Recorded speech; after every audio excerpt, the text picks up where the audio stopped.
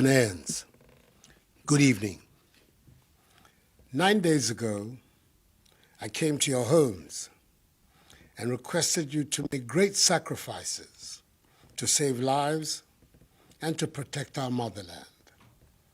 I announced the imposition of strict restrictions to movement and asked the residents of the Greater Accra metropolitan area and Kasoa and the Greater Kumasi metropolitan area and its contiguous districts to stay at home for 2 weeks in order to give us the opportunity to stave off this pandemic. As a result, residents of these two areas had to make significant adjustments to our way of life, with the ultimate goal being to protect permanently our continued existence on this land. They heeded the call, and they have proven so far to each other and indeed to the entire world that being a Ghanaian means we look out for each other. Yes, there are a few who continue to find ways to be recalcitrant, but the greater majority have complied and have done so with calm and dignity. Tonight, I say thank you to each and every one of you, law-abiding citizens. Let me thank in particular all our frontline actors who continue to put their lives on the line to help ensure that we defeat the virus. To our health workers, I say a big aiko for the continued sacrifices you are making in caring for those infected with the virus and in caring for the sick in general. You are the heroes and heroines of our generation, and government will do all in its power to provide you with the relevant tools to do your work effectively. To the men and women of our security services who have been enforcing the directives by patrolling our streets day and night, conducting surveillance, snap checks, and mounting roadblocks, we're deeply in your debt. It is these security measures that have created the basic framework within which our medical personnel are able to pursue contact tracing, testing, and treatment of persons with the virus, whose implementation offers us the most secure means to defeat the virus. Reports I've received so far indicate that the police, military, and other members of our security services have discharged their mandate with considerable professionalism. Furthermore, working with the Ministry of Local Government and Rural Development, we see personnel of the Ghana Armed Forces involved in the cleanup of our drainage systems and of our markets.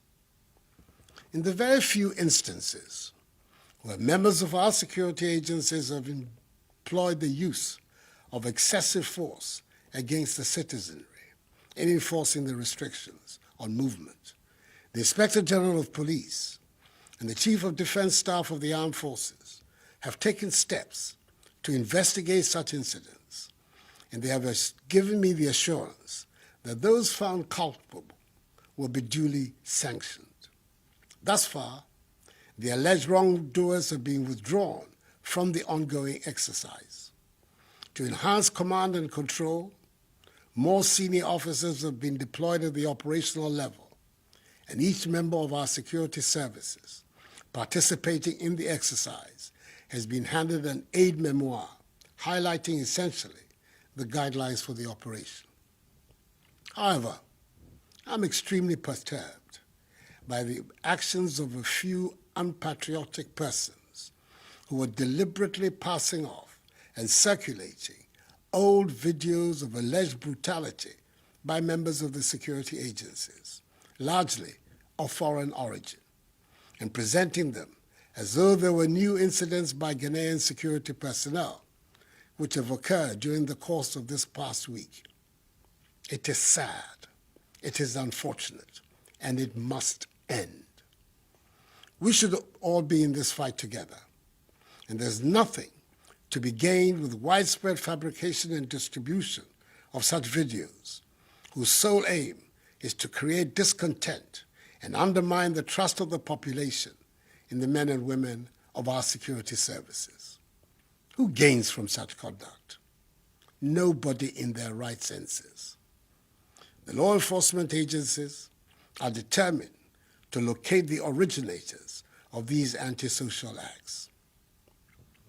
Fellow Ghanaians, as I've said before, all the government is doing is intended to achieve 5 key objectives: limit and stop the importation of the virus, contain its spread, provide adequate care for the sick, limit the impact of the virus on social and economic life, and inspire the expansion of our domestic capability and deepen our self-reliance. As of today, Sunday, 5th April, our current situation is such that we have recorded a total of 214 cases. The Greater Accra region has 189 cases, followed by the Ashanti region with 12, Northern region 10, Upper West region 1, Eastern region 1, and Upper East region 1. The 10 from the Northern region are the West African nationals who entered our country illegally after the closure of the borders. In total, 3 persons have fully recovered from the disease, 49 persons have been discharged from treatment facilities and are being managed from home, and the remaining 155 are responding to treatment. 2 persons are moderately ill, and 5 persons, as I said before, have lost their lives. Of the 1,030 travelers who were mandatorily quarantined and tested on their arrival in Ghana on the 21st and 22nd of March, 79 were initially found to be positive, and appropriate arrangements were made for their isolation and treatment. Subsequently, after 12 further days of quarantine, 26 other persons were found to be positive as a result of their second test, bringing the total number of those found to be positive to 105, all of whom have been isolated for treatment. Of the remaining 925 persons who have undergone 2 tests and found to be negative, 804 have been released from quarantine to join their families. The remaining 121 are, as I speak, in the process of being released. I want to thank all of them and their families and loved ones for their understanding and cooperation with the stringent procedures the government was forced to deploy in the public interest. Efforts also at contact tracing have been ramped up over the course of the past week. Indeed, for every confirmed case of COVID-19, all the contacts have been listed, monitored, and tracked. Additionally, in the home or place of work of a confirmed case, all persons, be they at home or at work, have been tested whether they had symptoms or not. Within the locality or neighborhood of a confirmed case, the opportunity is also being provided for persons to undergo voluntary testing to ascertain the extent of community spread. We're thus about to enter a critical phase of our fight in the coming week, as the Ghana Health Service is due to receive the results of some 15,384 out of 19,276 persons who have been reached through contact tracing. It is the results of these tests that will determine our future course of action. Government's policy and measures will continue to be driven by the science in this matter. The Ghana Academy of Arts and Sciences and the Center for Scientific and Industrial Research, CSIR, are now partnering government in the struggle. I met with their representatives on Friday and arranged with them a mechanism for the realization of this partnership. The nation and I appreciate their involvement. So in the course of the coming week, a determination will be made as to whether or not to extend the duration of the 2-week restriction on movement and the implementation or otherwise of any more enhanced measures to deal with the virus. I have, however, by executive instrument, extended the closure of our borders for 2 more weeks until further notice. The data tells us that the overwhelming majority of confirmed cases came from travelers or from people who have come into contact with travelers. Fellow Ghanaians, tonight I stand before you to ask for your continued patience, support, vigilance, and adherence to the measures. Let each one of us play his or her part to enhance our collective efforts at containing the spread of the virus, which will enable us to hasten the lifting of these restrictions and returning the nation to normalcy. I was encouraged by the appreciation of government's handling of the pandemic and the offer of support by the leadership of the major political parties in the country when I met with them on Friday. I applaud Parliament's decision to call off its planned recess and be on standby to aid in the fight against the virus. I thank staff of the University of Ghana's Noguchi Memorial Institute for Medical Research, the Kwame Nkrumah University of Science and Technology's Kumasi Center for Collaborative Research, and the National Public Health Reference Laboratory of the Kolebu Teaching Hospital for the solid work they're doing for Mother Ghana.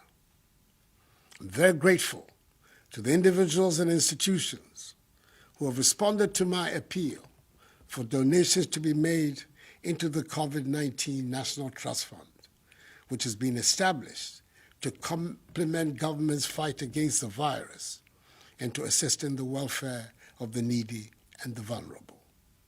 A total amount of some 8,750,000 cedi, which includes 600,000 United States dollars, have been received so far for this purpose.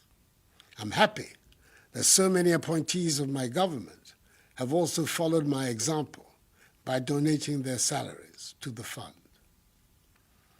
We are in difficult times, and that is why I directed the Minister for Finance to send to Parliament the Coronavirus Alleviation Program, whose objective is to protect households and livelihoods, support micro, small, and medium-sized businesses, minimize job losses, and source additional funding for promotion of industries to shore up and expand industrial output for domestic consumption and exports. Through this program, the Ministries of Gender, Children and Social Protection, and Local Government and Rural Development, and the National Disaster Management Organization, NADMO, working with MMDCEs and the faith-based organizations, have begun to provide food for up to 400,000 individuals and homes in the affected areas of the restrictions. This began in Accra today and will begin in Kumasi tomorrow. It will come in the form of dry food packages and hot meals, and will be delivered to vulnerable communities in Accra, Tema, Kumasi, and Kasua. Again, the Ghana Water Company Limited and the Electricity Company of Ghana have been directed to ensure the stable supply of water and electricity during this period. In addition, there will be no disconnection of supply. Furthermore, government will absorb the water bills for all Ghanaians for the next 3 months, i.e. April, May, and June. All water tankers, publicly and privately owned, are also going to be mobilized to ensure the supply of water to all vulnerable communities. Government in collaboration with the National Board for Small-Scale Industries, business and trade associations, and selected commercial and rural banks, will roll out a soft loan scheme up to a total of 600 million cedis, which will have a 1-year moratorium and 2-year repayment period for micro, small, and medium-scale businesses. Fellow Ghanaians, it is vital that we protect the lives of our frontline health workers who are risking their lives every day to battle this virus. That is why government is placing a high priority on the procurement of personal protective equipment for them. Thus far, 350,000 masks, 558,650 examination gloves, 1,000 reusable goggles, 20,000 coveralls, 7,000 N95 respirators, 500 waterproof gumboots, 2,000 reusable face shields, 2,000 gallons of hand sanitizers, 10,100 milliliter pieces of hand sanitizers, and 500 shoe covers have been sent to the regional health directorates for onward distribution to the district health directorates for use by our health workers in all the districts. That the Minister for Health is ensuring that they reach the health workers. This notwithstanding, government is aware that more needs to be done, especially in the face of the global shortage of PPEs. It is for this reason the government is actively engaged with local manufacturing companies to assist them in the domestic production of PPEs, and I'm encouraged by the response from the Ghanaian private sector. Domestic production of face masks, head covers, surgical scrubs, and gowns will commence from Tuesday. For example, 3,600,000 face masks will be produced domestically with an output of 150,000 per day. I'm equally impressed with the invention of a solar-powered hand-washing sink by Judose from Kumasi, and the COVID-19 prevention electronic bucket made by Kelvin Owusu-Dapa and Richard Boating, both students of Obuasi Senior High and Technical School. Necessity, indeed, is the mother of invention, as the Ghanaian sense of enterprise and innovation is beginning to be felt. An insurance package with an insurance sum of 350,000 cedis for each health personnel and allied professional at the forefront of the fight has been put in place, with a daily allowance of 150 cedis being paid to contact tracers. Government has also decided that all health workers will not pay taxes on their emoluments for the next 3 months, i.e. April, May, and June. Furthermore, all frontline health workers will receive an additional allowance of 50% of their basic salary per month, i.e. for March, April, May, and June. The March allowance will be paid alongside that of April.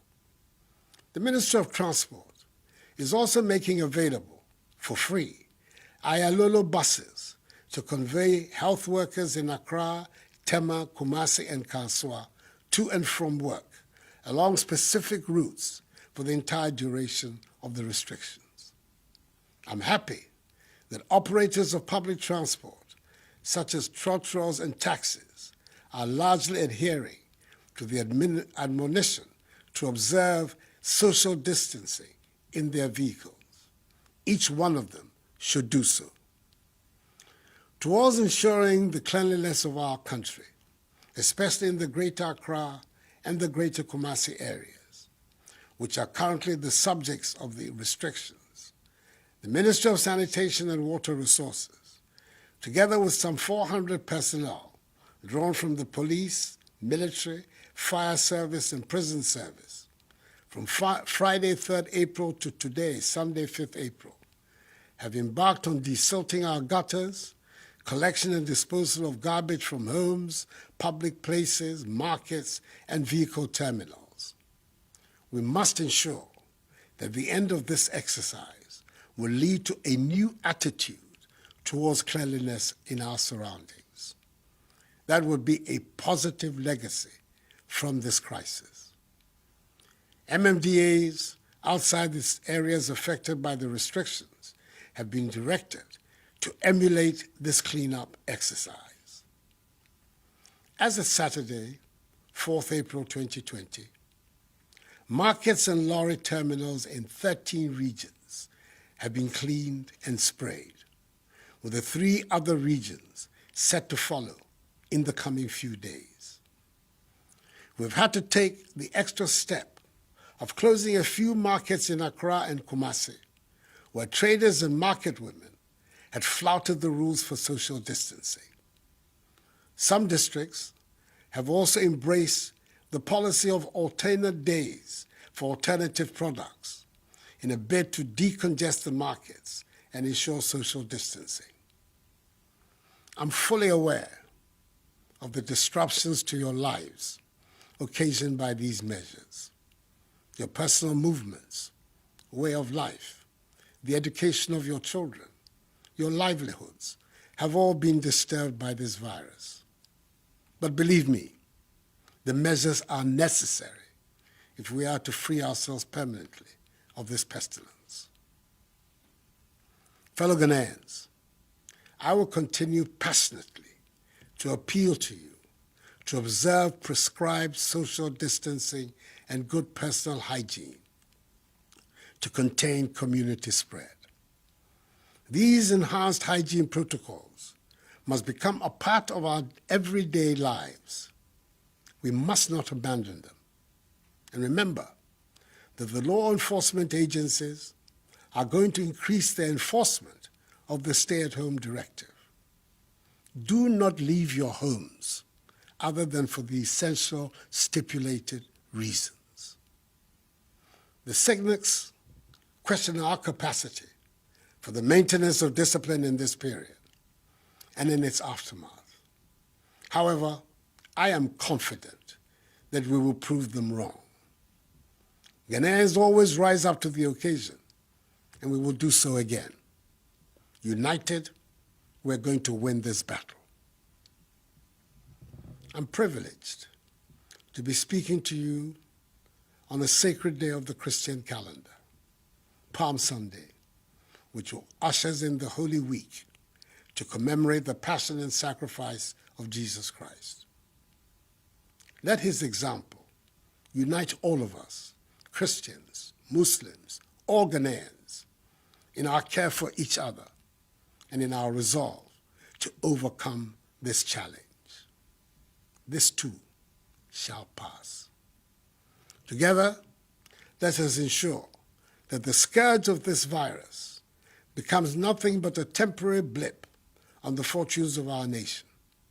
And we will go on to realize the vision and aspirations of our forebears who envisioned Ghana to be a free, democratic, prosperous nation, the beacon of freedom and justice, the Black Star of Africa, the harbinger of a new black civilization in which the dignity and prosperity of black people everywhere are assured. May God bless us all and our homeland Ghana and make her great and strong. I thank you.